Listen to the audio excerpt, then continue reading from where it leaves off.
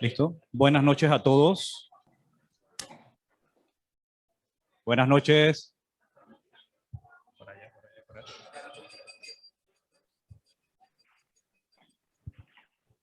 Buenas noches a todos. El día de hoy nos toca el coloquio de segmento anterior. Le damos las gracias a todos los asistentes del día de hoy, a nuestra casa farmacéutica que nos acompañan, Allergan, Sofía, Zaval, Casa del Médico.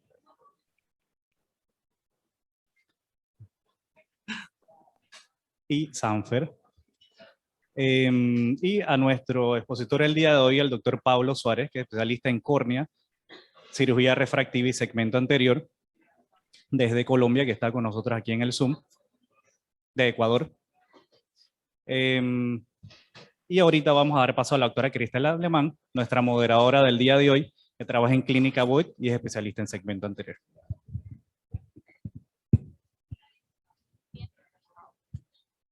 Gracias, doctor G.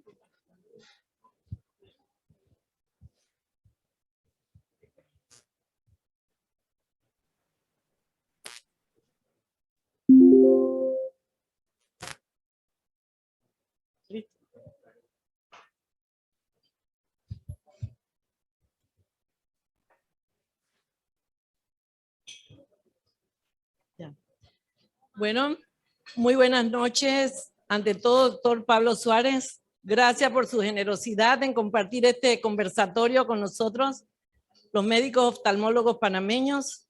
Tenemos residentes, muchos residentes que nos... también colegas ya con más experiencia. Le agradecemos muchísimo este tiempo y damos las gracias también a la Sociedad Panameña de Oftalmología, siempre preocupada de la superación académica de sus miembros.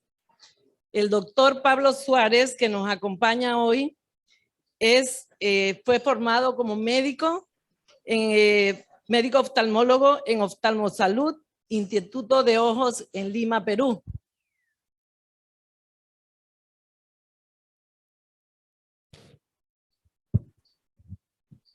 También en el Instituto de Ojos en Lima, Perú.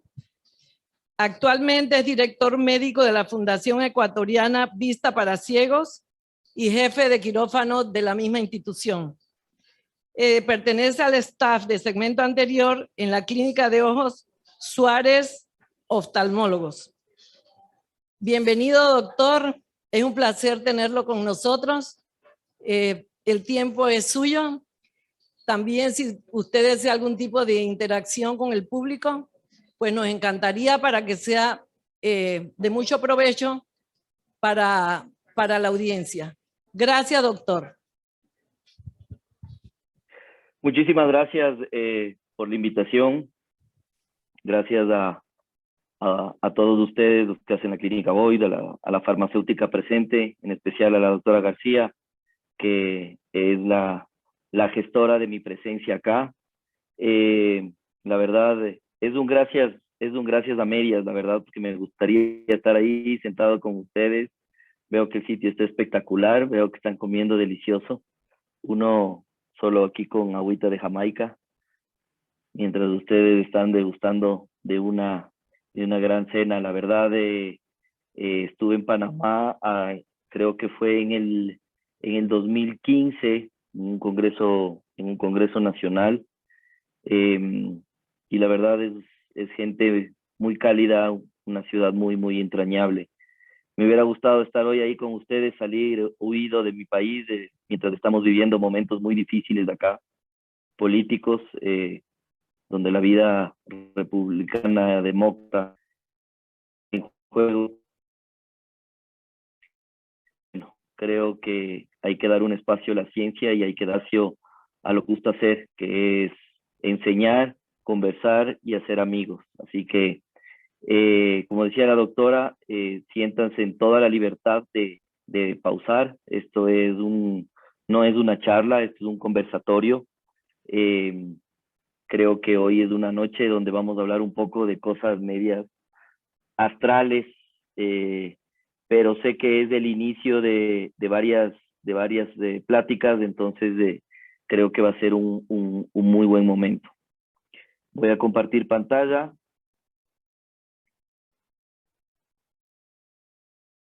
Voy a compartir pantalla para colocar mi charla. Y ok, entonces vamos a hablar del desempeño de las lentes trifocales en diferentes condiciones de luz. Creo que esto es muy importante porque estamos viviendo una transición muy interesante en donde se han venido buscando culpables del foco, culpables del rango de extensión de la visión, culpables del glare, de las disfotopsias. En estos días, de hecho, se conmemora un aniversario de más de 8 años desde donde fueron lanzadas todo lo que son las plataformas tanto difractivas y refractivas que le han denominado el aniversario de la trifocalidad. Y creo que esto viene a ser una introducción para todo lo que nosotros vamos a ir conociendo de aquí en adelante. En esta charla, en esta plática, hablo mucho sobre este libro que es muy importante para nuestra práctica, que es el libro de óptica para el cirujano facorrefractivo de Secoir, que si es que tienen ustedes la oportunidad de comprarlo en algún europeo, es muy bueno. Creo que nos ilustra, diciendo una palabra un poco más fuerte, nos desasna ciertos términos que son muy difíciles de entender y para ello he hecho una recopilación de varias ilustraciones y varios conceptos. Nosotros tenemos que saber dos cosas. Primero, que la visión tiene que llegar a la retina, ¿no es cierto?, pasando por un sistema óptico que viene a ser el ojo.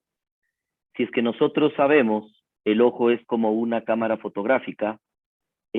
Para los que nos gusta un poco la fotografía, en la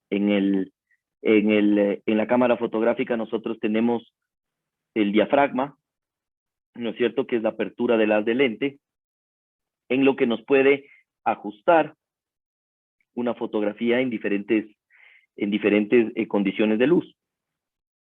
Es decir, cuando tengo mucha luz, cierro la pupila, y cuando tengo muy poca luz, abro la pupila o abro el diafragma. Lo mismo pasa en el cuerpo humano. Entonces, ¿qué es lo que hace una pupila? Si nosotros nos vamos mucho más atrás y analizamos lo que es el agujero estenopeico, no solo que el agujero estenopeico hace que esa longitud de onda sea más prolongada para que llegue a un macular, sino que también quita todas las imágenes que se encuentran periféricas a ella, siendo muy cautos en tomar una imagen y esa única ser la que se enfoque. Cuando yo tengo una pupila mucho más grande, tengo aberraciones en la periferia y por eso tengo estos problemas. ¿Qué pasa? Yo me voy al cine, ¿no es cierto? Y el primer impacto al ingreso del cine, la sala es muy oscura, pero luego comenzamos a tener nosotros cierta aparición de imágenes, de orientación de espacio, y ciertas imágenes comienzan a ser mucho más claras, porque nos comenzamos a acostumbrar a ese medio. Y viceversa, cuando se acaba la función y prenden las luces o salimos, todos están con la pupila dilatada y nos molesta la luz. Por lo tanto, vemos lo que es la pupila y lo que es la necesidad de no llevar cierta información hacia la retina dependiendo de la misma. Entonces, nosotros tenemos aquí algo que comienza que hemos venido hablando, ¿no es cierto? Nos encantaría que el ojo sea una esfera perfecta, donde tengamos una arquitectura perfecta y podamos tener un solo eje óptico y que ese sea el único vector al que nosotros podemos analizar. Sin embargo, nosotros sabemos que lastimosamente la fobia está en una zona paralela al eje óptico, ¿no es cierto? Por lo tanto, el eje visual es completamente diferente al eje óptico. El eje de la curvatura más alta de la córnea es diferente al eje pupilar, ¿no es cierto? Y tenemos una línea de visión.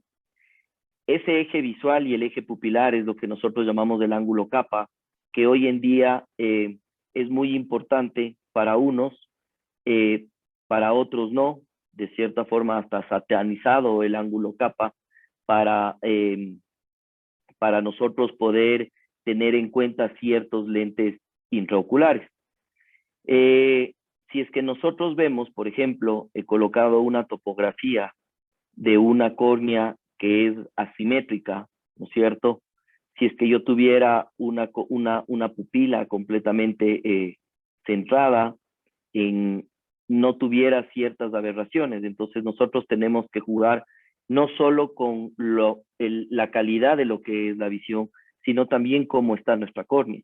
No es lo mismo tener una córnea esférica, no es lo mismo tener una córnea, un astigmatismo regular, y no es lo mismo tener una córnea con una asimetría que nos genere cierta aberración cromática como la que estamos viendo abajo.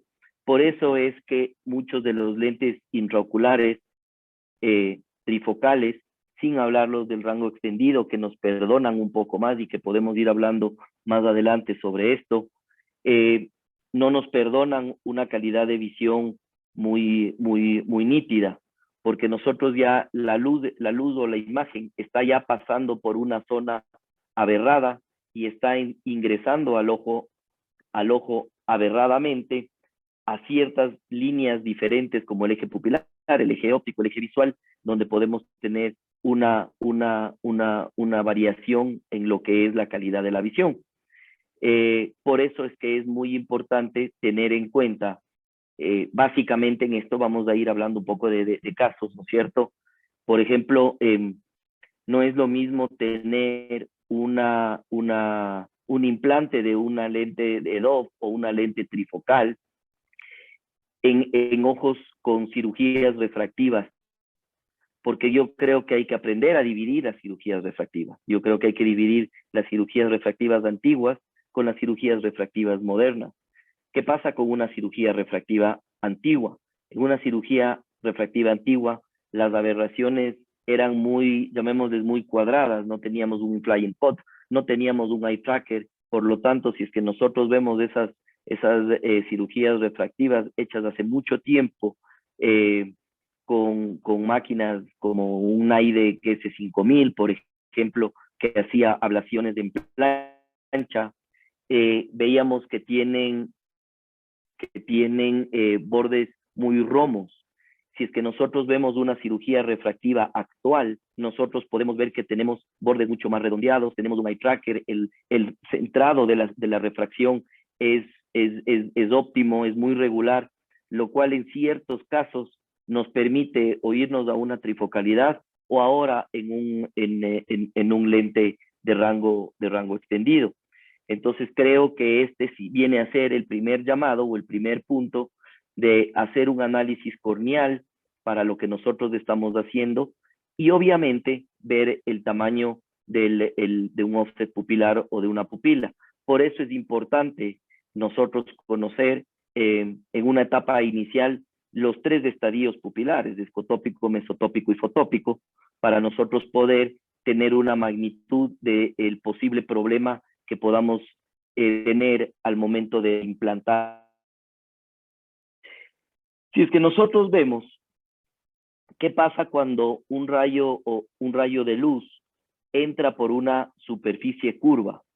Los rayos de luz entran y convergen en un punto, nosotros tenemos dos superficies curvas, tenemos dos lentes en nuestro sistema óptico, que el cristalino y la córnea, que hacen que convergen la visión en un punto. ¿Qué pasa si yo tengo una superficie plana? Es decir, pongamos un ejemplo. Aquí tenemos los dos extremos. Supongamos que tenemos una córnea plana, una córnea que estamos hablando de una curvatura promedio de aproximadamente unos 37, unos 36, ¿no es cierto? En el cual, al ser plana, nosotros vamos a tener ya de por sí una alteración en nuestra visión. Van a aparecer aberraciones que no necesariamente son relacionadas con la agudeza visual. Podemos tener un paciente muy bien operado, miope, esos miopes altos que se operaban antiguamente, ¿no es cierto? Que dejábamos córneas muy, muy planas, y que los pacientes pueden llegar a un 20/20, pero no están conformes. Y por el otro lado tenemos una aberración, tenemos aberraciones hipermetrópicas, donde dejamos una córnea muy hiperprolata, donde sí podemos tener. Entonces, esto nos ayuda a nosotros desde el plano corneal a ver cómo nosotros podemos ir esperando en el resultado al momento, no sé, ya sea de una cirugía refractiva, como también un implante de una lente intraocular. Por eso es que aquí me desvío un poco. Yo fui muy crítico cuando muchas casas farmacéuticas, y existen muy pocas, que tienen lentes esféricos, ¿no es cierto? Porque al tener un lente esférico nos ayudaría mucho a que esas córneas planas o esas córneas aberradas no causar más problemas. Imagínense lo que es, vamos a ir viendo más adelante cómo es el tallado de una lente intraocular, y poner ya en una córnea aberrada, en un sistema óptico aberrado, un lente intraocular completamente aberrado, vamos a causar más del daño que la solución de lo que viene buscando el paciente. Viendo un poco aquí la profundidad de foco, nosotros podemos ver esa gráfica, llamémosle ese doteado, ese punteado, conforme nosotros vamos viendo según la magnificación en este caso, de un diafragma de una cámara fotográfica. Nosotros podemos ver que la profundidad del foco es mayor en la miosis y obviamente es menor en la midriasis. Entonces, estos sistemas nos ayudan a nosotros de que la luz es muy importante, más allá de la cantidad de luz que absorbe y dejando a un lado la cantidad de luz que absorbe los diferentes lentes intraoculares, y más aún cómo se comportan ellos ante la penumbra. O sea, podemos tener el paciente completamente bien calculado, podemos tener una córnea muy buena, ¿no es cierto? Un lente muy bien implantado en su posición efectiva de lente, pero ¿qué es lo que hacemos? Al tener una alteración pupilar o al tener una baja visión, una baja iluminación, podemos disminuir tanto en su sensibilidad como en su agudeza visual. Me pasó una vez con una paciente, que los dos, la pareja, tenían catarata. Y obviamente la mujer, como es su esencia de valentía, dijo, bueno, yo me opero primero, porque todavía el esposo estaba un poco escéptico de lo que podía suceder. Una paciente muy bien operada, una paciente con una posición efectiva de lente muy bien, un cálculo bien realizado, una agudeza visual esperada para todas sus distancias. Dijo, esta es la noche en la que le voy a demostrar a mi marido qué es lo que él se está perdiendo. Se fueron a cenar esa noche, se fueron a un restaurante muy conocido de acá, muy romántico, y el rato que le pasaron el menú, estaban en penumbra, y simplemente ese menú era una hoja en blanco que le tocó, para no quedar mal, pedir la sugerencia del chef. Entonces, esas son las cosas que nos comienzan a pasar. Por eso, yo siempre les digo a mis pacientes, porque como ya el paciente tiene el boca a boca, ya tiene mucha información en redes, en Google, ¿no es cierto? Y saben sobre el comportamiento de la luz. La salida importante es todo paciente, operado o no operado, nosotros debemos instruirle que tenemos que tener muy buena luz para leer. Eso de leer el iPad en la noche ya todo apagado, eso de estar los chicos metidos poco más debajo de las sábanas con el celular, no es bueno para nuestra visión. Entonces, esa es una salida que nosotros tenemos para este tipo de pacientes. Más o menos viene a ser lo mismo, ¿no es cierto? La difracción en cuanto a un orificio grande a un orificio pequeño. Y esto es muy fácil de saber. Si nosotros estamos en una piscina, en un río, donde tenemos el agua está muy tranquila, si es que nosotros botamos una piedra grande, posiblemente las ondas van a ser mucho más grandes, ¿no es cierto? Pero la distancia que van a recorrer es mucho mayor, porque la fuerza que ejerce la roca sobre la superficie tensional del agua es mayor al inicio y por eso es que va a tener una menor velocidad de expansión, que si nosotros botamos una piedra mucho más pequeña, va a ser mucho más grande y vamos a tener muchas más ondas. Entonces, eso es algo que nosotros tenemos que ir conociendo al momento de que la industria nos presente nuestros tipos de lentes. ¿Por qué la pupila diferente con la pupila? ¿Qué tiene que ver el cambio pupilar con respecto a los lentes? Aquí tenemos un análisis de una lente refractiva, donde nosotros teníamos muy bien, dependiendo la casa farmacéutica, nosotros teníamos muy bien desarrollados donde se encontraban las zonas de mayor impacto en cuanto a la visión. Cuáles eran las zonas para distancia, cuáles eran las zonas para visión cercana. Y recordémonos que las refractivas eran muy pobres en su etapa inicial para visión intermedia. Una vez que salen, lo cual, por más de que esto sea un inicio de una era trifocal, hoy en día, hablando con el periódico del lunes, lo puedo decir que para mí sigue siendo un error muy grande que, por ejemplo, lentes como la Restor hayan salido del mercado por dar un paso a Panoptic. Me van a decir, ¿por qué? Porque yo creo que todo el mundo, todos los pacientes tienen derecho a ver. Y todas las distancias.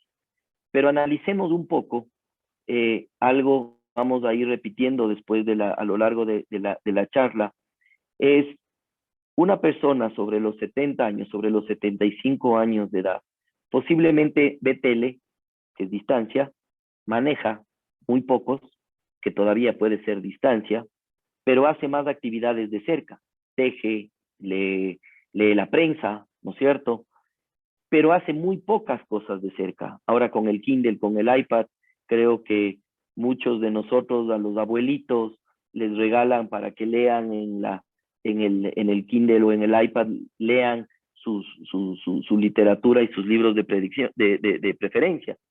Entonces, al tener una buena lente, yo tengo ahora muchos pacientes operados desde el Restor más 4 hasta el Restor más 3, que están perfectos.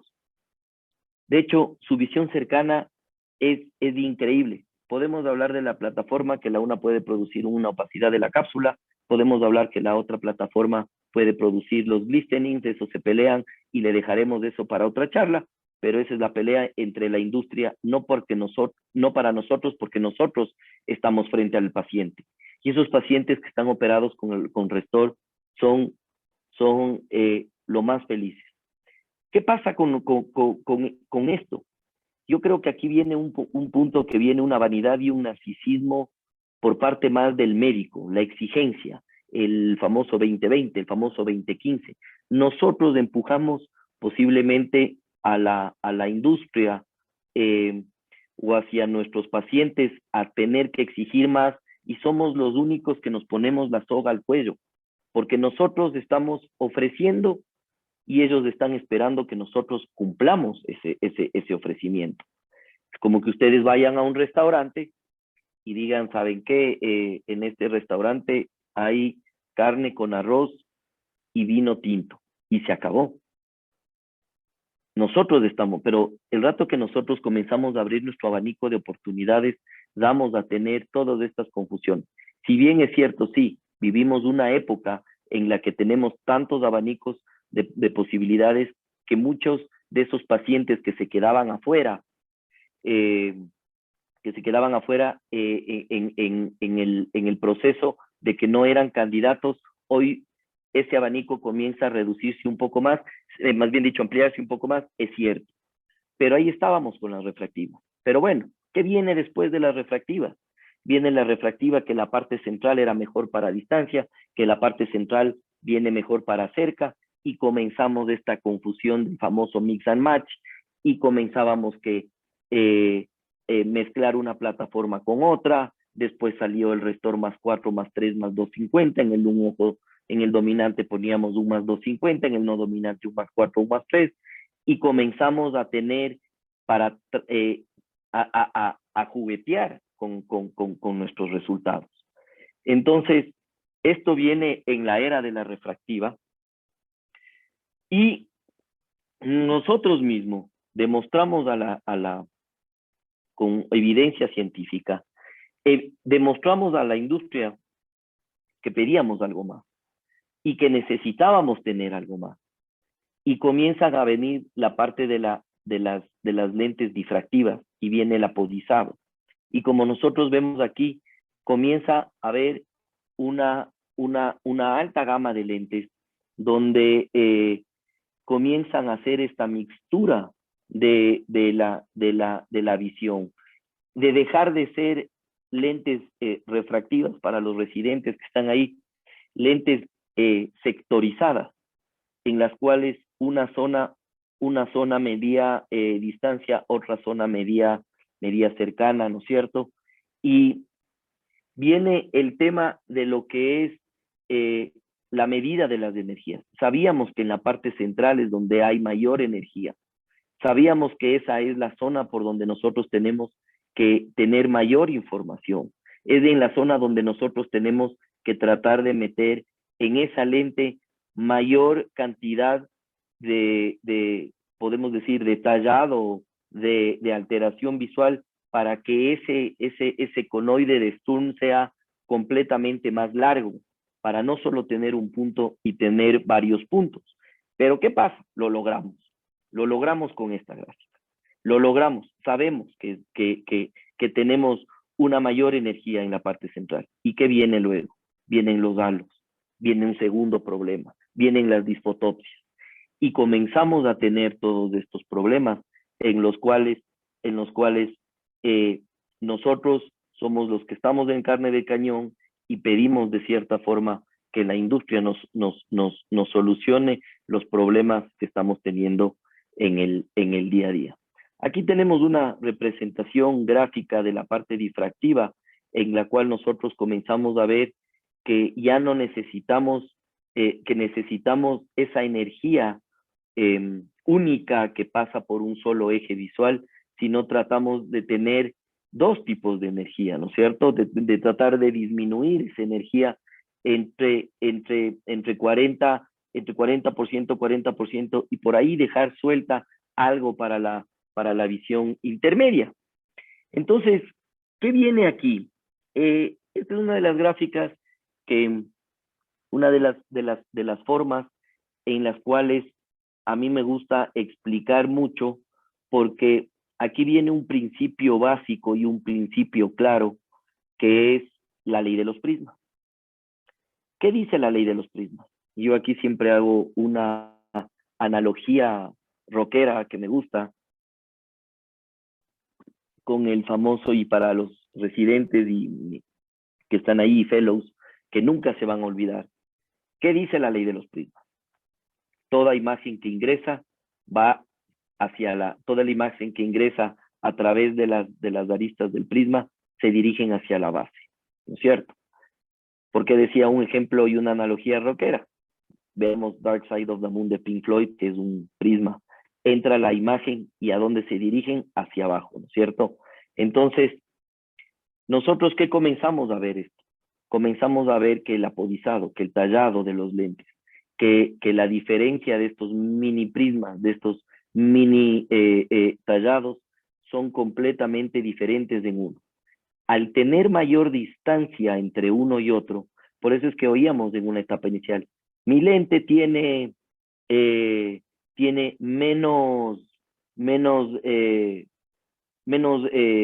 ¿cómo es? Circunferencias, ¿no es cierto? Tiene menos halos el lente. Mi lente tiene más. Otro lente tiene un poco menos en el centro, otro, mientras más va a la periferia, tiene un poco más. ¿Por qué creen que es de esta parte? Porque como decía, mientras más espaciado, ¿no es cierto? Menos converge. Es decir, mientras yo tengo una base más larga, menos converge. Mientras yo tengo un prisma más elevado, más distancia tiene. Por eso es que a mayor distancia, menor adición, y a menor distancia, mayor adición. Pero si yo tengo la altura del lente, a mayor altura, más energía, por lo tanto me va a dar mejor visión. Si es que estoy siendo claro en este punto. ¿Alguna pregunta aquí?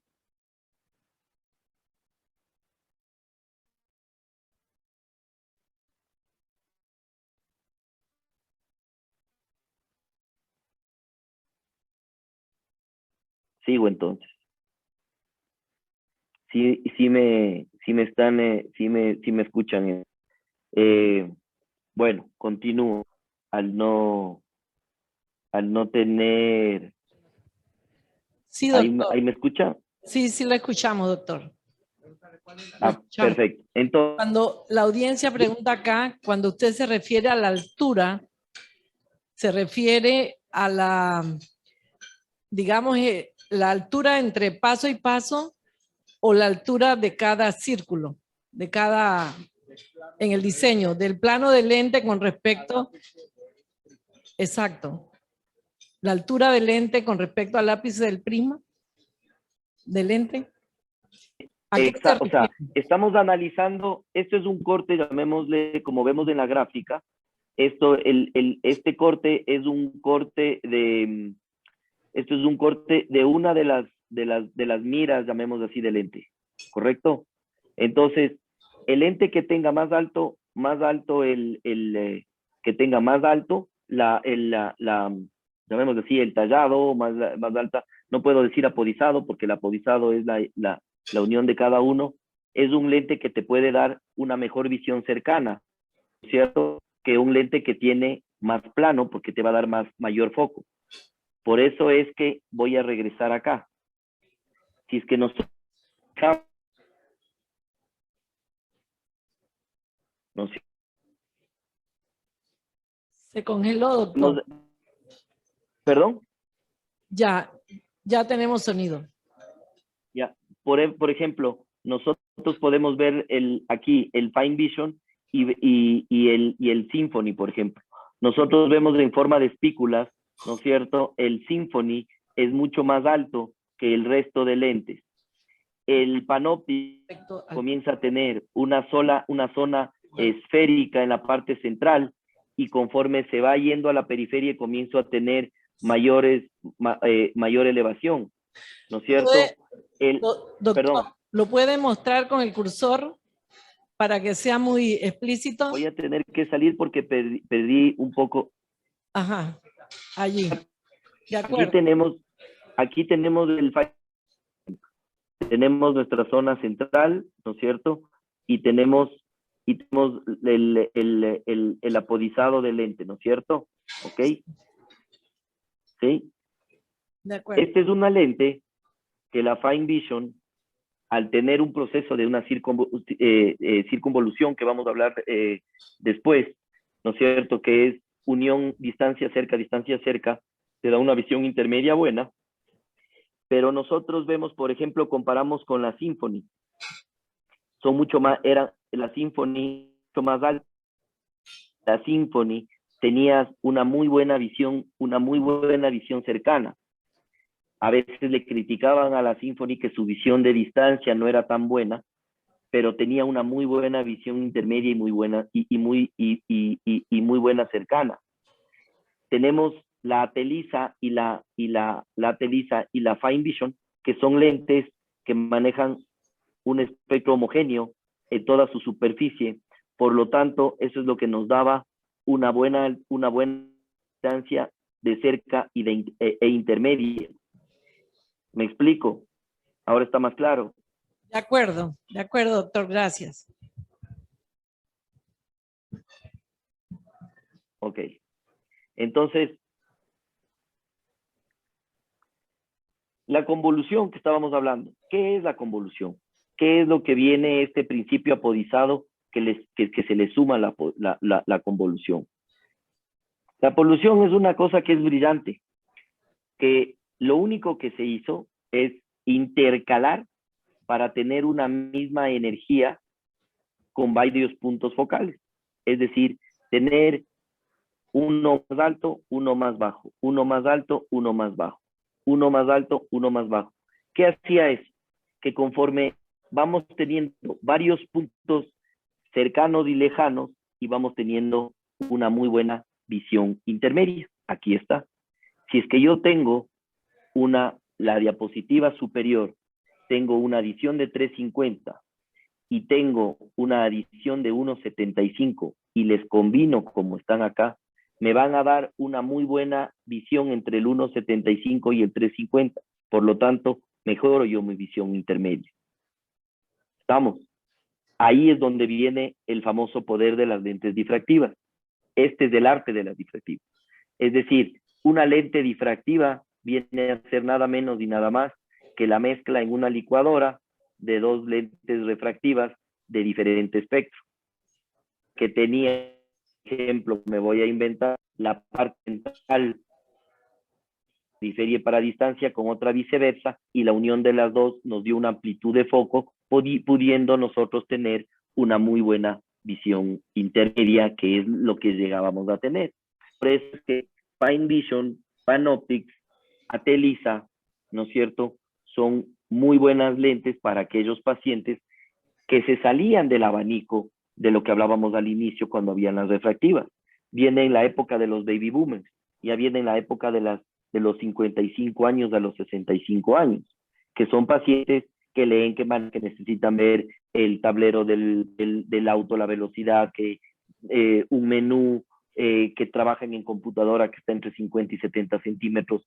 Y esto hace que ese paciente que estaba afuera ingrese. Obviamente, en ciertos casos, yo soy muy fan y tampoco lo practico, crece mucho el tema de la facorefractiva, que ciertos pacientes jóvenes que tienen una presbicia acentuada, más hipermétropes, entran a hacer una cirugía con un lente que les puede mejorar todos estos tipos de distancia. Por lo tanto, tenemos esto. A continuación hemos hablado. Si nosotros cortamos el sitio donde nosotros anteriormente teníamos, ya sea un espectro de distancia como un espectro de cerca, y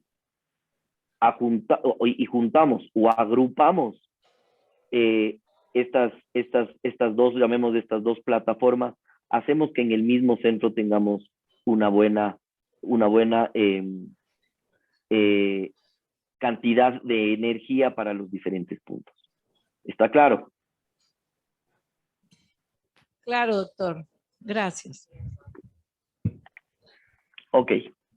Entonces, bueno, esto es una gráfica simplemente para saber que nosotros del efecto refractivo tenemos varios enemigos, ¿no es cierto? Los humores acuosos vítreos que sabemos que pueden ayudarnos nos pueden ayudar a tener ciertos problemas, como podemos ver en la imagen, ¿no es cierto? Parece que es un lápiz que está cortado, pero simplemente tenemos dos diferentes medios, un medio aéreo y un medio acuoso, que hace que tengamos esta perspectiva.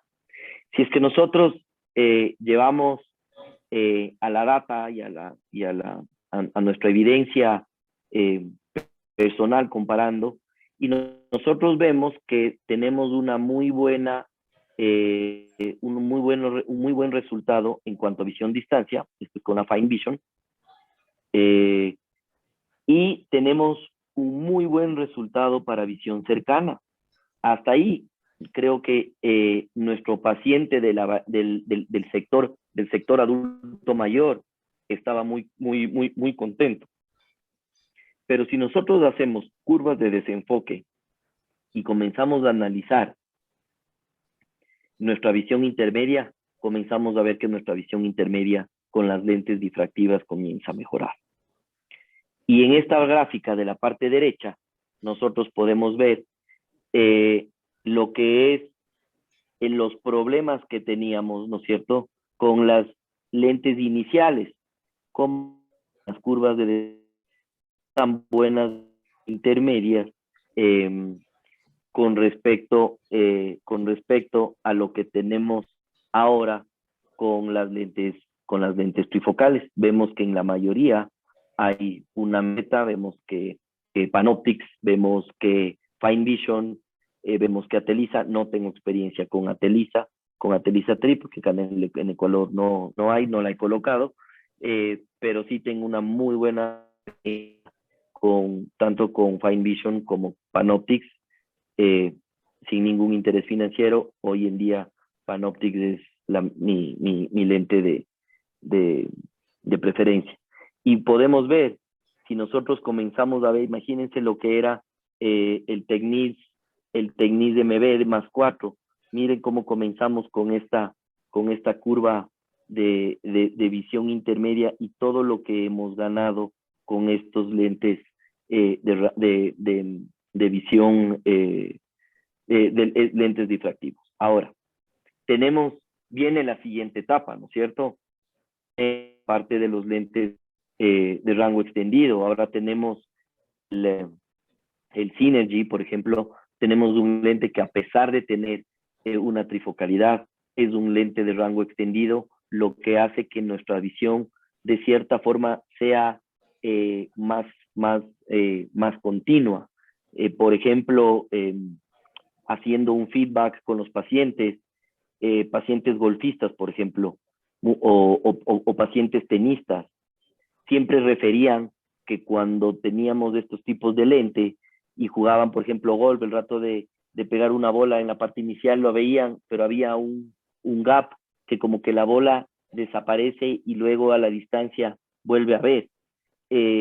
Cuando comenzamos a utilizar los lentes de rango extendido, esa bola, ellos refieren que la bola lo ven continuamente en toda su distancia, al igual que los tenistas cuando la bola está viniendo. Entonces, son cosas que se vienen, son cosas que están hoy en día con nosotros. Por allá va el camino donde vamos a ir mejorando. Esta es una encuesta de satisfacción. Es una encuesta de satisfacción en la cual nos hicimos un cuestionario en el cual te preguntábamos de nuevo, y vemos que varios se operarían de nuevo y han generado una independencia. A ver, aquí hay un punto muy importante y es completamente mío. Yo nunca hablo de quitar lentes. Yo creo que tenemos que aprender a manejar el error de cirujano, el surgeon factor, ¿no es cierto? Y tenemos que hacer cuando ya nos metemos a poner este tipo de lentes, tener muy astigmatismo inducido para el momento de hacer nuestro cálculo. Sin embargo, no es lo mismo ofrecer que yo te quito lentes, ¿ok? Porque el paciente se va a quedar con él. Y el paciente puede estar viendo 20-20 en todas las distancias, con una muy buena curva de enfoque, pero el paciente hoy en día necesita ver más. Vivimos en una época 4K, IMAX, HD, y el paciente cree que nosotros le estamos poniendo eso en los ojos. Entonces yo nunca satanizo al lente, ¿ya? Yo siempre le digo, yo hablo de independencia, más no de dejar usar lente.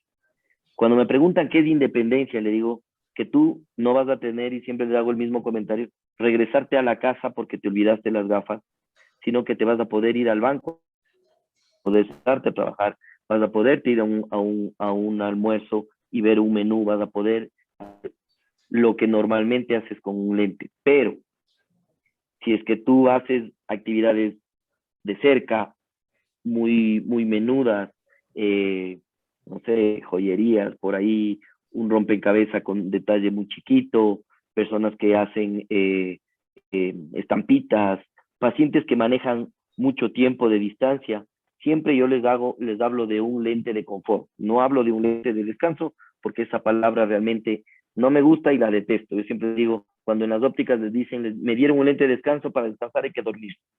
Recording in progress. Entonces,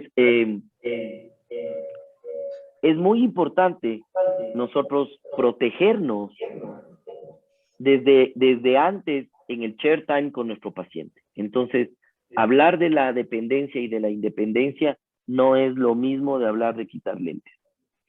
Segundo punto que hablo yo con mis pacientes, y en esto creo que en varios foros hemos discutido, es el tema de los halos. Creo que hay dos grupos muy bien establecidos. Hay grupos que no hablan sobre los halos, los que sí hablamos de los halos. Cuando el paciente te pregunta y te dice, bueno, esta panacea que usted me está ofreciendo, ¿qué tiene de malo? Tienes que leer con luz. Tienes un 9% de pacientes que llamamos del borde del lente, porque estos son molestias que no ponemos en lenguaje técnico, sino ponemos en lenguaje en el cual el paciente manifestó, ¿no es cierto? Ven el borde del lente, que es una disfotopsia. Pacientes que ven mucho más que antes los floaters vítreos, y los pacientes con los halos. Ustedes viven en un medio húmedo, en el cual respiran agua. Yo vivo en un medio seco. Por lo tanto, mi paciente después de cirugía, tanto refractiva como cirugía de catarata, se quedan ya acostumbrados a ponerse una lágrima. Entonces, yo hablo de eso. Es más, le digo, la única droga que uno tiene que ser adicto aquí en Quito es la lágrima. Un buen quiteño tiene que salir con gafas para el sol porque no sabes cómo va a amanecer el día, con lágrimas y con paraguas, porque no sabes cuándo te va a llover. Entonces, esas cosas son lo que nosotros sí debemos decir al paciente. Yo sí les hablo de halos. Lo que sí les hago diferenciar es entre destellos y halos, porque existe un destello que se produce por inflamación, por un tindal celular muy pequeño que puede haber en las primeras 24 horas, por ahí no se limpió un poco el viscoelástico y tienes un humor acuoso un poco más denso, que te puede causar un destello. Pero ya el halo, muchas veces, y hay que hablarles de la neuroadaptación, y hay que insistir en la neuroadaptación. Son pacientes que están invirtiendo en una plataforma, y creo que así como están invirtiendo en una plataforma, nosotros no podemos ningunear lo que ellos están haciendo y tienen que tener toda la información. Yo sé que existen centros donde hacen mucho postconsulta, pero estas cosas personalmente son cosas que yo las hablo directamente y no dejo a alguien que en una postconsulta lo haga, porque son muchas cosas técnicas y soy yo el que le estoy dando la cara al paciente para este tipo de información. Dentro de esto, para no aburrirles mucho, creo que estamos con las conclusiones. Obviamente tenemos el tema que veníamos a los halos, se han reducido conforme las refractivas mucho más. La pupila juega un rol muy importante. yo creo que aquí es importantísimo conocer cómo uno, conocer al paciente. Yo creo que es importante ver, a veces los pacientes y a veces nos llegan médicos para operar poco más solo con el informe de la lámpara de hendidura. A veces muchos médicos que no tienen un volumen alto de cirugía refractiva. Yo siempre hablo de la facorefractiva porque creo que, no porque hago en pacientes jóvenes, sino porque creo que toda cirugía refractiva tiene que ser facorefractiva. Hoy en día es completamente absurdo no corregir un astigmatismo en un paciente. No importa que no le pongan un trifocal, no importa que no le pongan un lente, un rango extendido, pero un paciente que tiene astigmatismo es completamente obligatorio corregir eso. Es que eso es importantísimo. Es como que ustedes vayan, imagínense que vayan a la óptica y por costo o por lo que sea le dieron al paciente solo la refracción con esfera. Dijeron astigmatismo, no, porque no le voy a corregir el astigmatismo. Entonces, ¿a qué quiero llegar con esto? Porque muchos médicos que no ingresan a este mundo de la facorefractiva, que tienen que ser todos los pacientes, dicen, yo no pongo porque se le incrementa el costo al paciente por la cantidad de exámenes que hay que hacer antes. Eso es algo que es inaudito, diría yo. Como que ustedes se compren un automóvil y digan, no, no me compro ese auto porque le tengo que llevar cada 5,000 kilómetros al taller para hacer su chequeo. O sea, creo que tenemos obligación. ¿Por qué nosotros los oftalmólogos no podemos pedir exámenes y cuando te van a hacer una apendicectomía o una colelab, te piden electrocardiograma, te piden examen de sangre, coagulación, te piden una batería de exámenes y nosotros no? Entonces, un paciente tiene que tener un análisis de la pupila, un paciente tiene que tener una tomografía corneal, importantísimo. Lo más importante, tenemos que saber un contagio endotelial y tenemos que tener un OCT de mácula, porque nos hemos encontrado con pacientes, y peor aún esos pacientes que tienen 70 años de edad, que te dicen, no, yo soy diabético, soy prediabético. Ahora ese término que a mí me enferma, el prediabético, que solo me cuido con dieta. Es un fondo de ojo y tienes druce, tienes exudados, y le haces un OCT y te hace frenar. Una córnea perfecta, una refracción por lo menos sin astigmatismo, un contagio de 2750 y dices, perfecto. Le haces un OCT y tiene ya una alteración pigmentaria, ya tiene ciertos cambios que hoy en día posiblemente nuestro abanico que hablábamos al inicio se abre un poco más, porque ya a esos pacientes ya le puedes poner un lente de rango extendido que muy bien puede funcionarlos en estos casos. Pero es importantísimo porque sabemos que la pupila, sabemos que la córnea juega un rol importante. Y obviamente, bueno, la distribución de la energía, como habíamos hablado, para lejos y para cerca, es lo que se ha llegado a hacer. La optimización de las energías ha hecho que nosotros lleguemos a tener un resultado muy, muy, muy importante. Sabemos que las lentes difractivas son muy buenas para la visión intermedia y eso hace que nosotros podamos tener y poder ofrecer mucho más a nuestros pacientes. Otra charla, otro cantar viene en la parte de la monovisión, qué ofrecer si es que no puedo poner una trifocal, una difractiva, etcétera. Una EDOF vendrá después.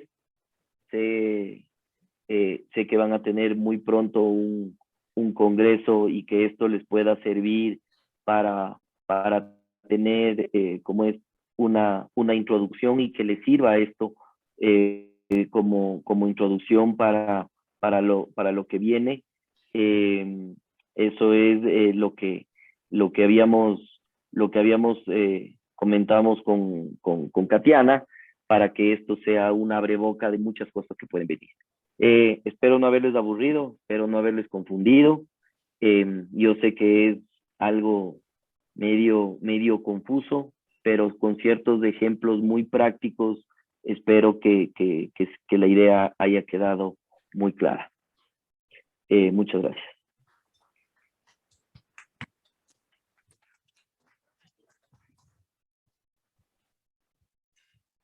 Listo, doctor, después de estos aplausos que usted debe haber escuchado allá, vamos a invitar por un lado a la audiencia que nos hagan llegar sus preguntas o si bien quieren hacerlas por el micrófono, levantan la mano y con mucho gusto vamos a pasar el micrófono.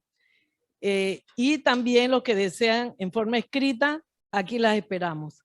Agradecemos muchísimo su charla, creo que fue de mucho provecho y se abre ahora entonces el periodo de preguntas y compartir.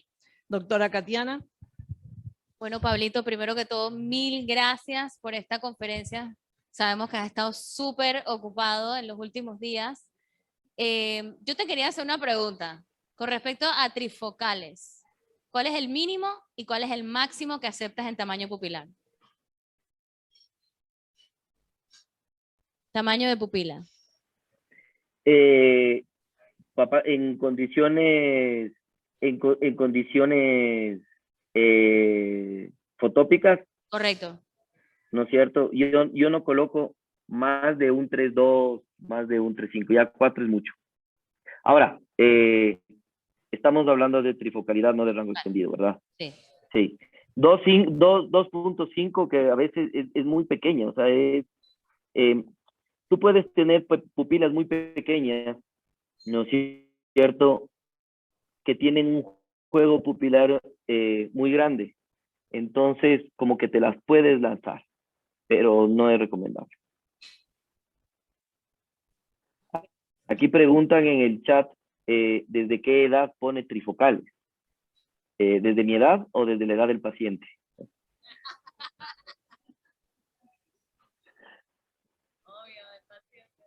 Del paciente, me imagino que es, ¿no es cierto? A ver, yo creo que no existe. Yo creo que los trifocales, los trifocales es una muy buena herramienta para aquellos pacientes que tienen cataratas prematuras, por ejemplo.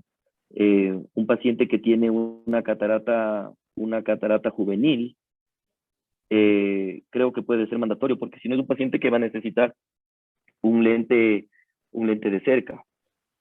El Restor, por ejemplo, el Restor +4, hay un estudio muy importante, creo que en el Brasil, si mal no me recuerdo, en Brascas de hace 2 años, se presentó en una serie de cataratas de pacientes, en pacientes de infantes con cataratas congénitas, con muy buenos resultados. Entonces, yo creo que más que la edad, cuando tú sacas un cristalino, ¿no es cierto?, en un paciente joven, yo creo que es mandatorio colocar un lente trifocal.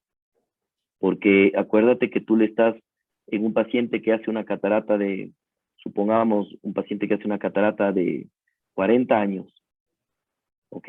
Estás el rato que tú sacas monofocal a ese paciente, le estás convirtiendo automáticamente en un ojo de 60 años, porque le estás quitando todo su enfoque.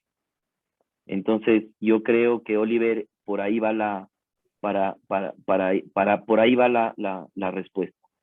Y para corregir presbicia, yo creo que es la pregunta de lo que yo les venía diciendo. Oliver está preguntando eso, y creo que va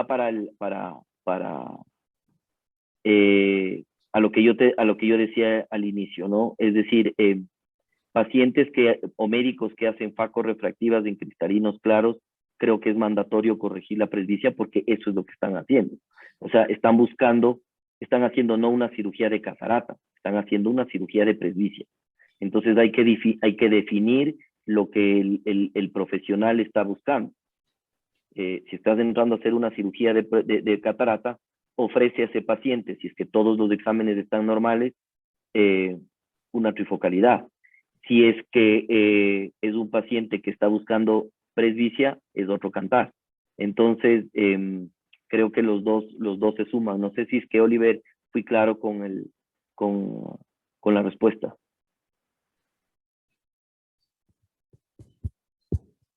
Doctor, hablando en el plano refractivo y de aquellos pacientes operados de queratotomía radial, ¿en qué estamos? ¿En qué estamos? ¿Estamos en las mismas de antes de hipermetropías? ¿Qué haces? Queratotomía radial.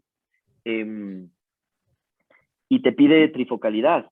Mándalo donde tu mejor enemigo. A ver, creo que ese es un muy buen campo,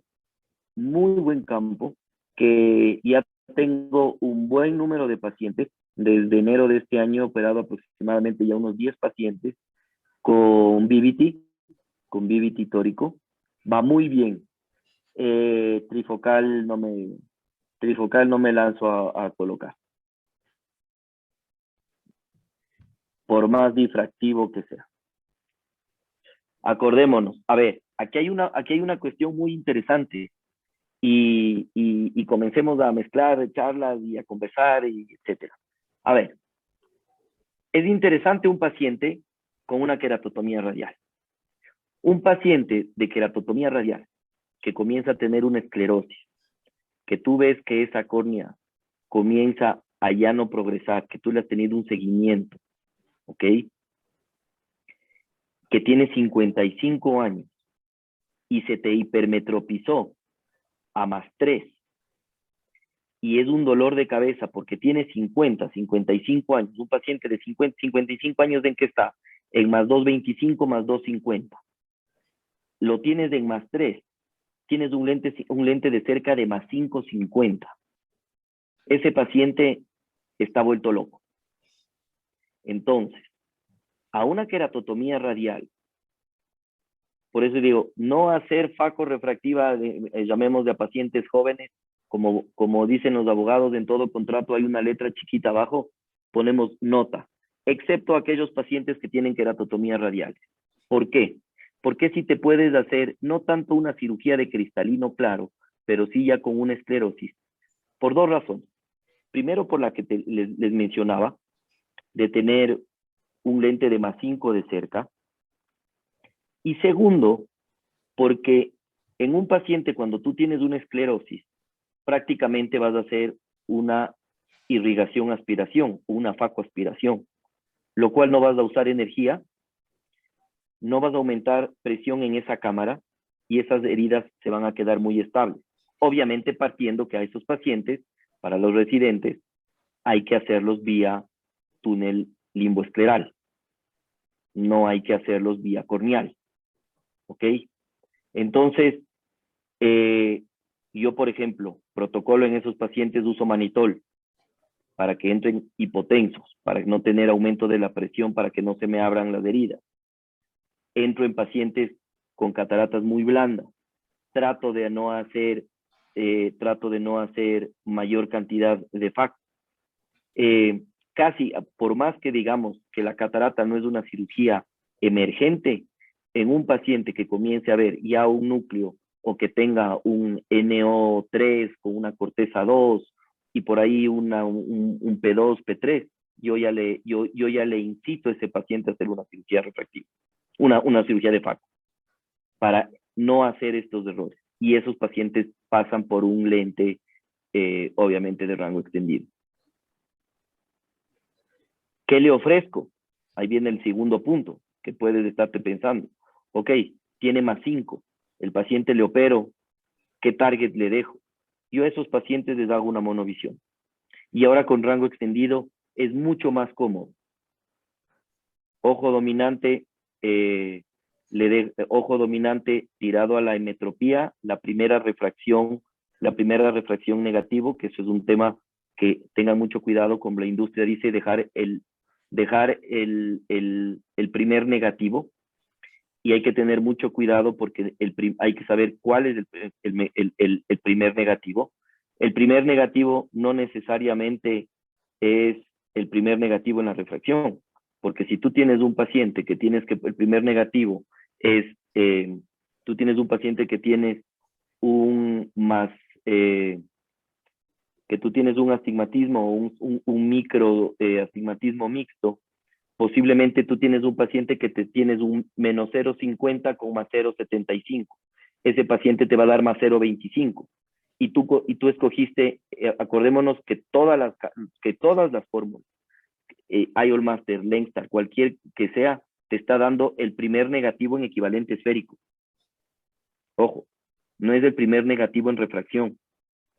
Entonces, del rato que tú escoges el primer negativo, tienes que saber cuál es el primer negativo. No es porque yo hable de coterráneo Varas que use su calculador y de Panacea, que son los calculadores que yo uso, son las fórmulas que yo uso para mis casos. Me fijo en la refracción residual, no me fijo en el equivalente esférico residual. Entonces, volviéndonos otra vez a enfocar. Un ojo dominante, posiblemente el primer negativo en refracción. Y el segundo, me puedo botar a una monovisión. Me puedo botar a un menos 1, a un menos 1,50. Acordémonos que cerebralmente un paciente puede llegar a tolerar hasta 1,75. Ahora, hablando de un paciente de queratotomía radial, es un paciente completamente exquisito, porque es un paciente que ya está viendo mal con lentes y está viendo mal sin lentes. No es como el paciente miópico que siempre te va a atacar porque su visión de cerca, por más que vea 20/20, era mejor antes sin lentes, y viceversa el hipermétrope, que te va a atacar porque su visión hipermetrópica antes era mejor. El paciente con queratotomía radial que le dejas viendo algo es plata fácil, es el más agradecido, es el que más te va a recomendar. Entonces, tú le puedes hacer una monovisión y con rango extendido, si tú tienes un paciente que le dejas un target de menos 1,25, al ser un rango extendido puede funcionarte un poco más, inclusive esa miopización. Entonces, va muy bien en esos pacientes.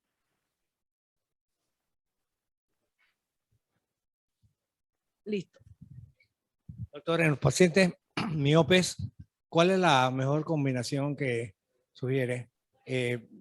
¿Visión extendida, monovisión o hacer trifocales directamente?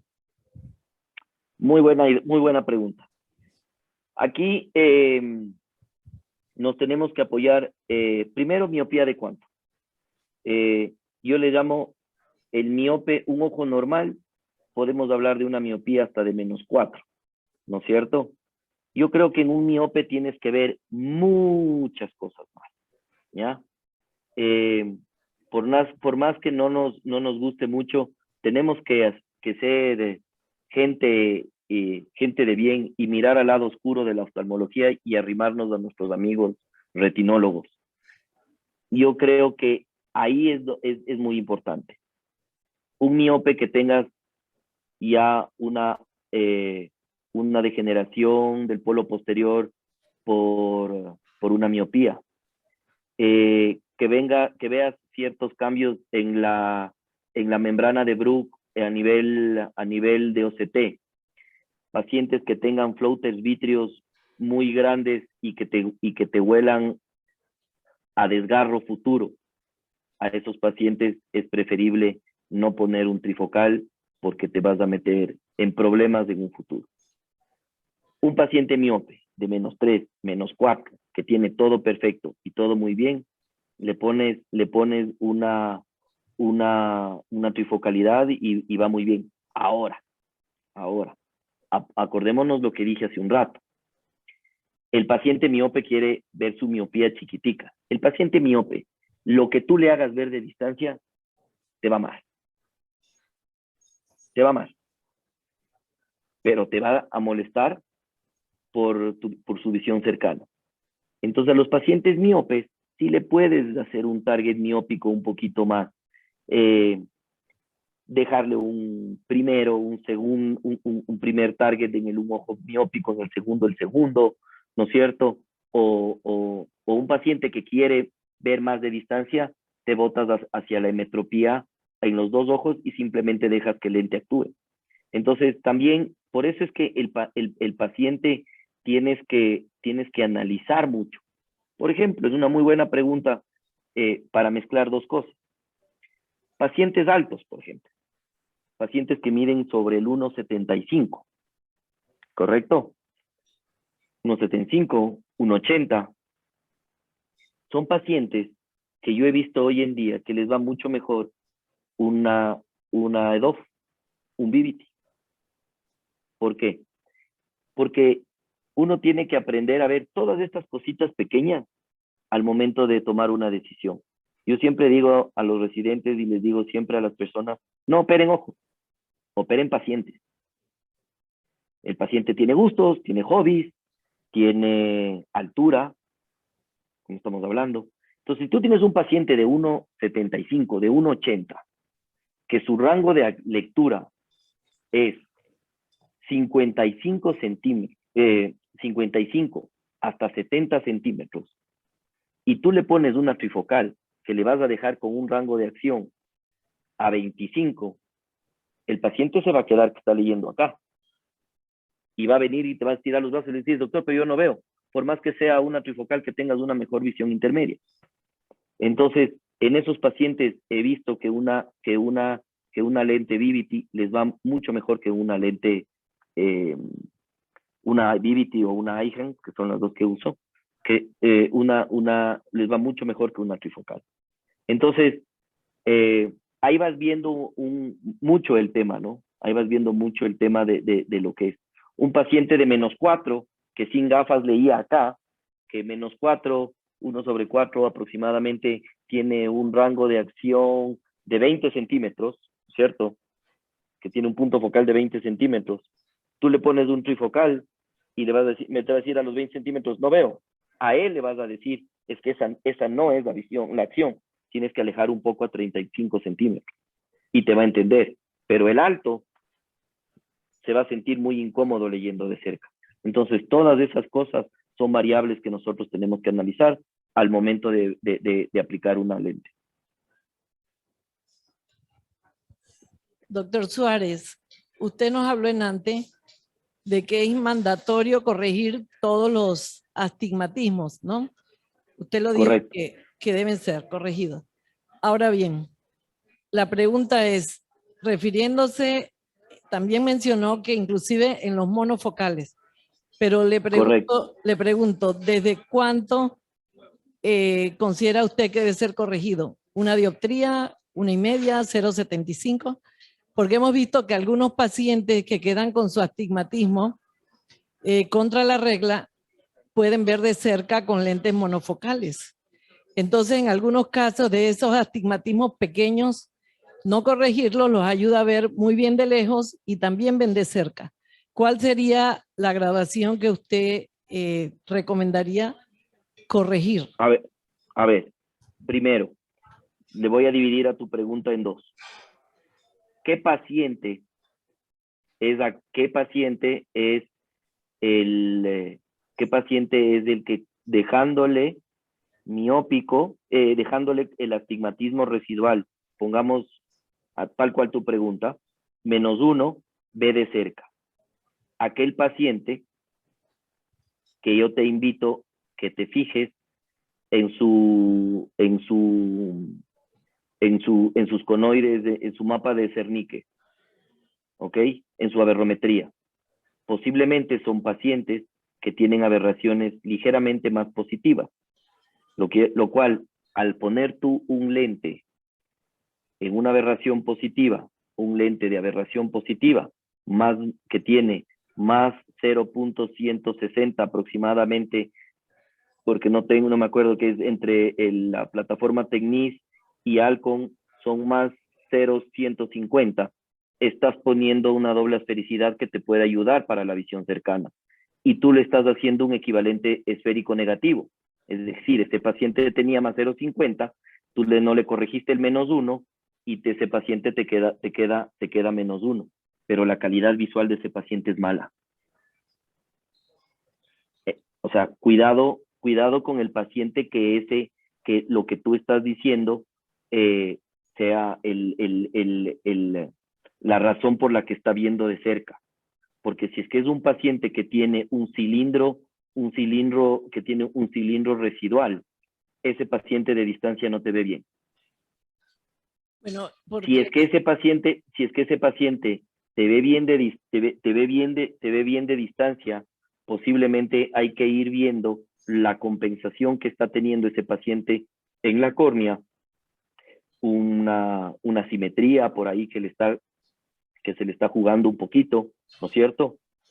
Entonces, ese paciente sí te va a pasar lo que tú estás diciendo. Pero una de las dos visiones va a ser mala. Ahora, un paciente con -1 de cilindro no te va a ver, no vas a tener una buena calidad visual. No, estamos de acuerdo en pacientes que multifocales, trifocales, sea cual sea, es mandatorio el astigmatismo. No, estamos hablando de monofocal. Estamos hablando solo el ejemplo que te acabo de dar Yo creo que, es en paciente monofocal. Ajá, creo que todos tenemos pacientes con catarata importante de edad, catarata avanzada, y que tendríamos que diferenciar también entre lo que son pacientes de facorrefractiva o pacientes con catarata avanzada o cataratas que el paciente ve 20/400, 20/200 y muchas veces lo vemos en el postoperatorio felices, ven 20/20 J3, 20/25 J3 y la verdad, doctor, no he visto quejas de pacientes con monofocales o minimonovisión, como sí los tenemos con pacientes multifocales.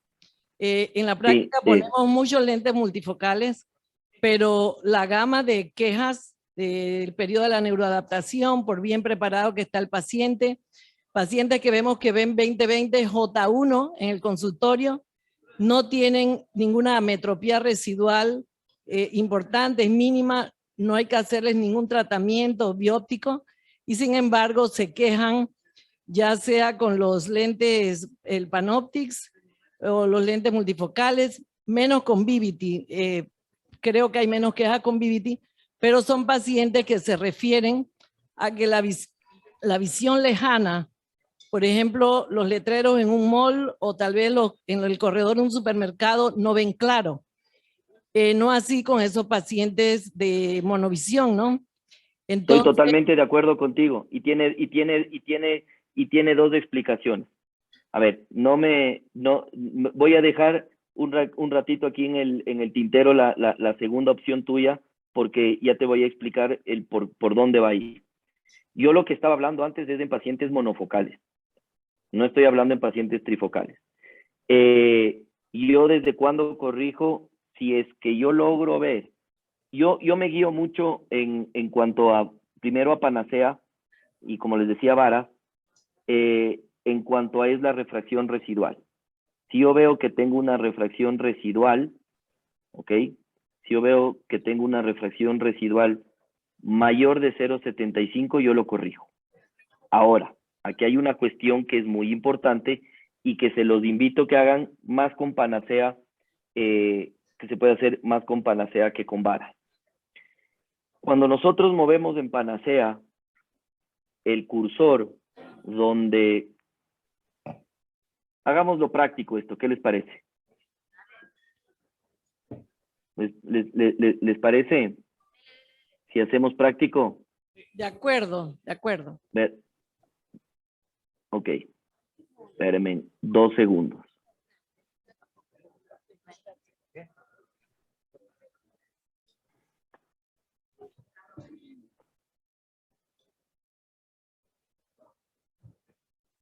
Aló, doctor, yo creo que también estamos en el contexto, estamos hablando con pacientes que están recibiendo una facorrefractiva. No. Estamos hablando de un paciente... No. A ver, olvidémonos del tema, o sea, de la pregunta de ahorita, olvidémonos del tema de la facorrefractiva. O lo que yo digo es, todo paciente... olvidémonos de que para mí faco refractiva no es el inicio de lo que yo estoy buscando, sino es el resultado. Es decir, yo viene un paciente con una catarata madura que está viendo cuentaderos, ¿ok? Y obviamente que lo puedo ver el fondo de ojo mal o bien y que todo lo que habíamos hablado está normal.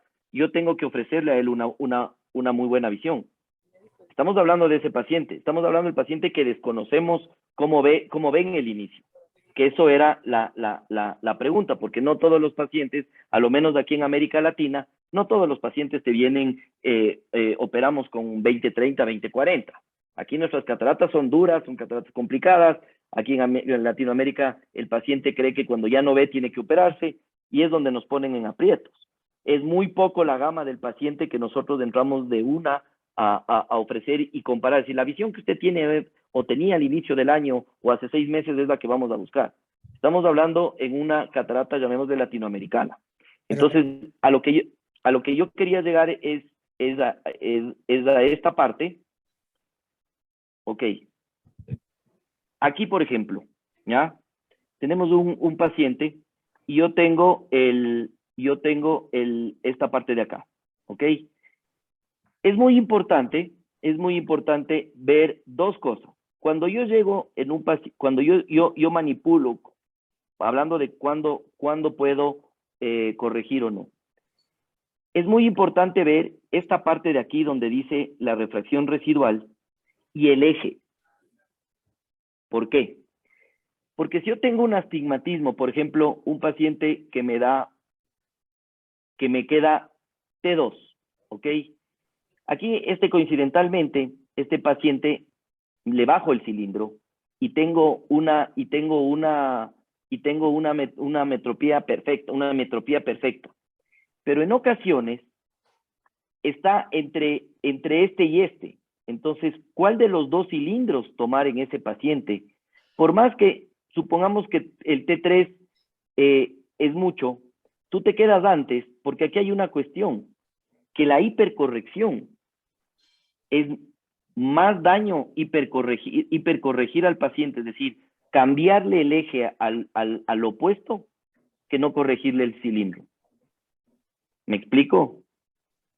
Entonces, yo prefiero ir movilizando esto.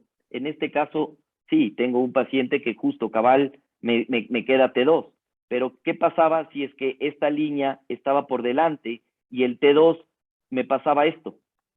Supongamos que ahí es T2 y me quedo con 6. Yo a este paciente le estoy hipercorrigiendo.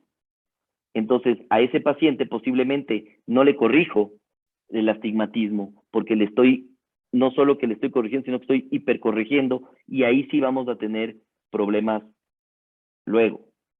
Entonces, yo lo que hago es, siempre me guío por esto, para ir viendo cuál es el cilindro que yo voy a manejar. Yo sí tengo acá en Ecuador T2, y si es que tengo y si es que lo puedo, lo utilizo. Ahora, aquí otra cosa de lo que hablábamos antes.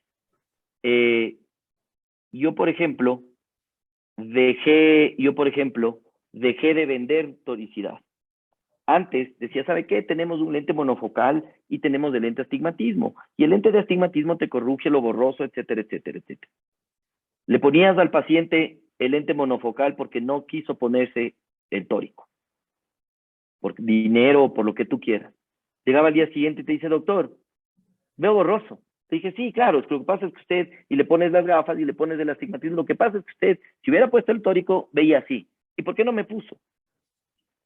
Entonces, yo creo que hoy en día, yo lo que hago es vender visión.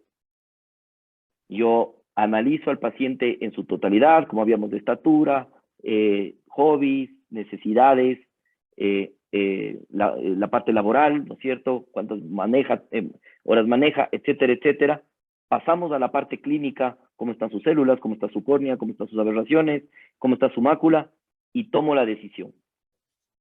Porque el rato que nosotros damos al paciente las opciones, el paciente se va a quedar siempre con duda, 1, y 2, no te va a entender. Y después, tú quedas mal.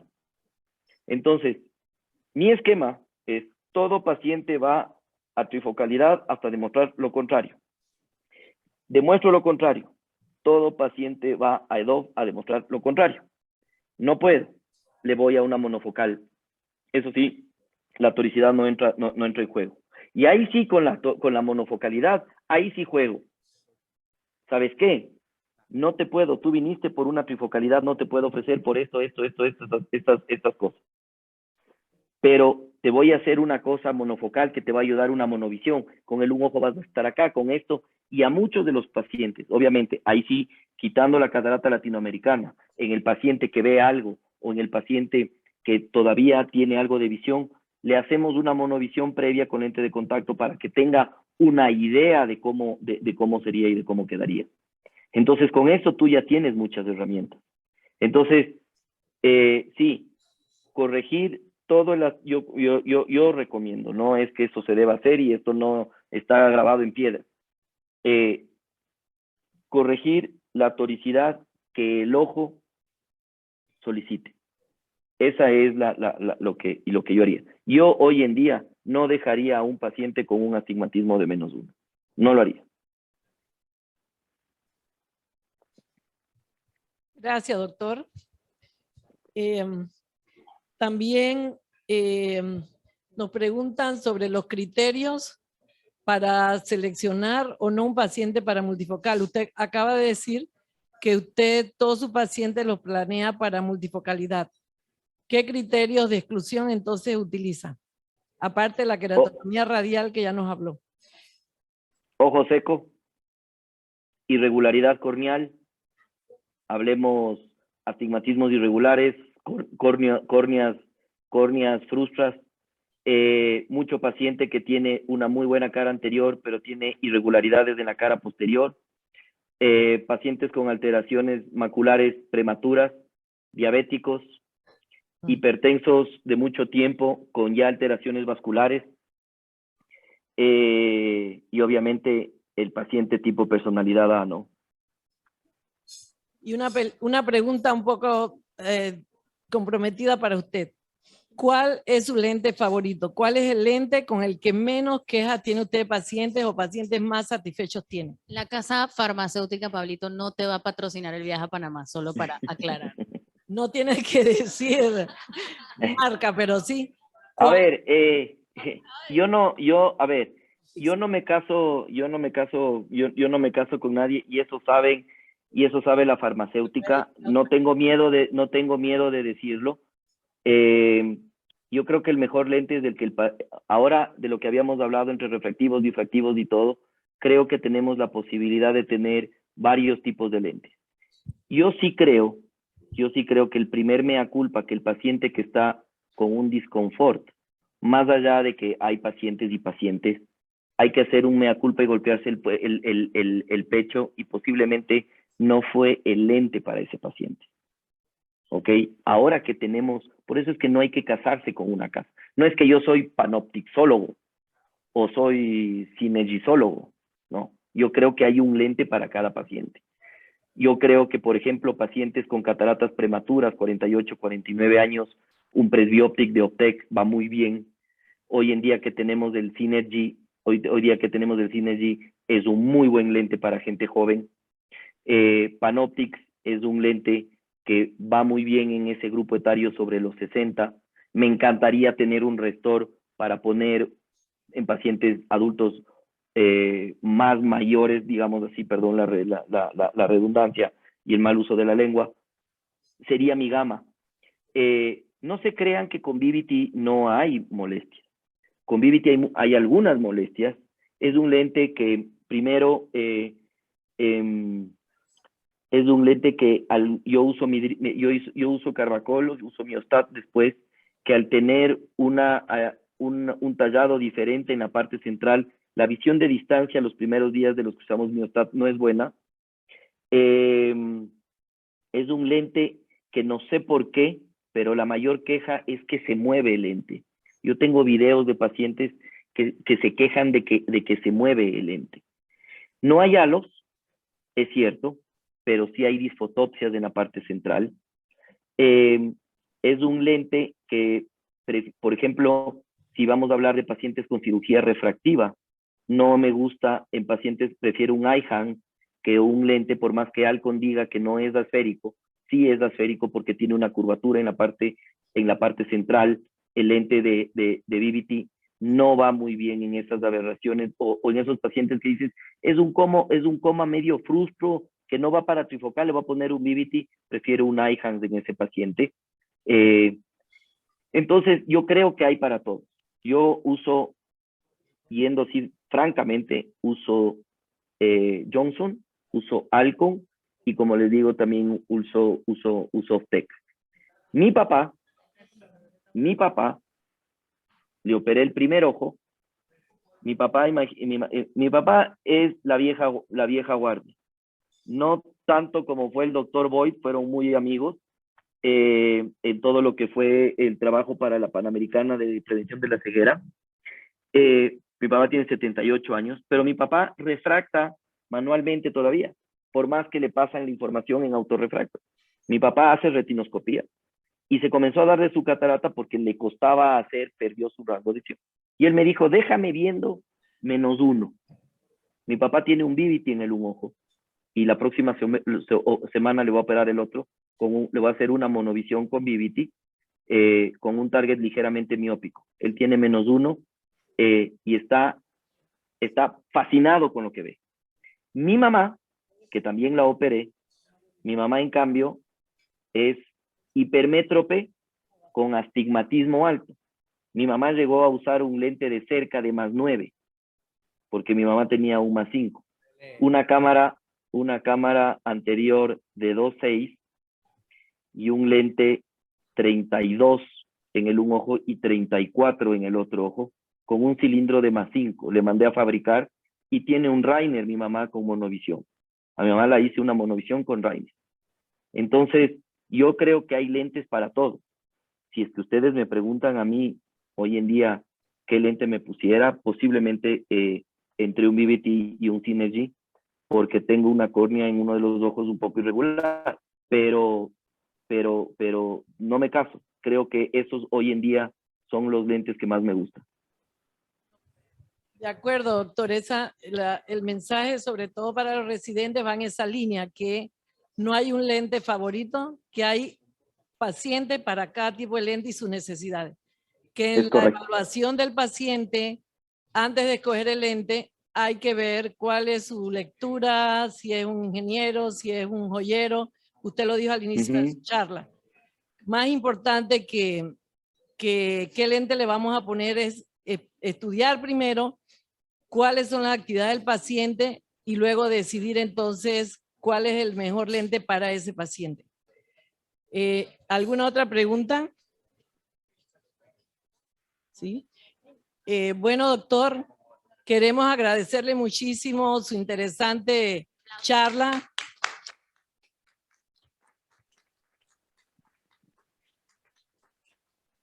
Esperamos tenerlo personalmente acá en un futuro cercano para las jornadas en el mes de agosto. Queda cordialmente invitado y le damos gracias otra vez. Muchas gracias. Gracias. Muchas gracias, Pablito. No, muchas gracias a ustedes. Esta es una introducción a todo el bloque de segmento anterior que viene para las jornadas en agosto, que sigue el doctor Randall Ulate y Bartolomé Valdemarín de Colombia. Y vamos a ver si el doctor Suárez nos podrá acompañar y estamos todavía viendo esos detalles. Muchísimas gracias, doctor, de parte de toda la sociedad y de los panameños acá. Muchísimas gracias. No, muchas gracias. Muchas gracias a todos ustedes por la invitación y de seguro estamos pronto juntos.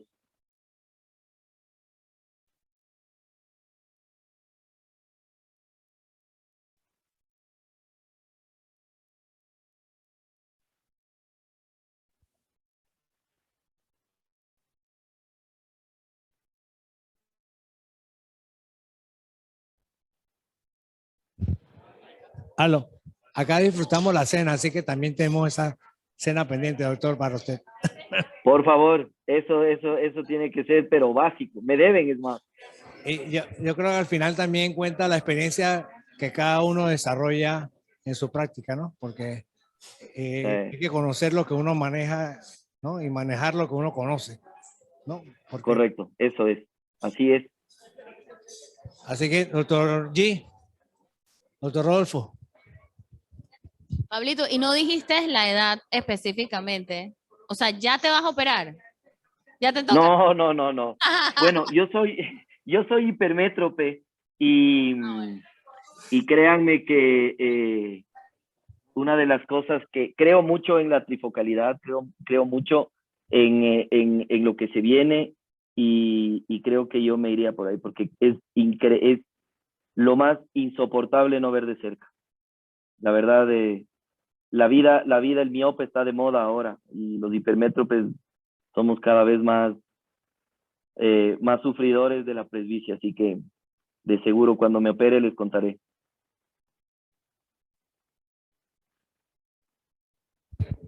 Bueno, nuevamente gracias Pablo por la conferencia del día de hoy y esperamos verte en las jornadas. A ver si logramos traer. Por supuesto que sí. Bueno, y ya entonces.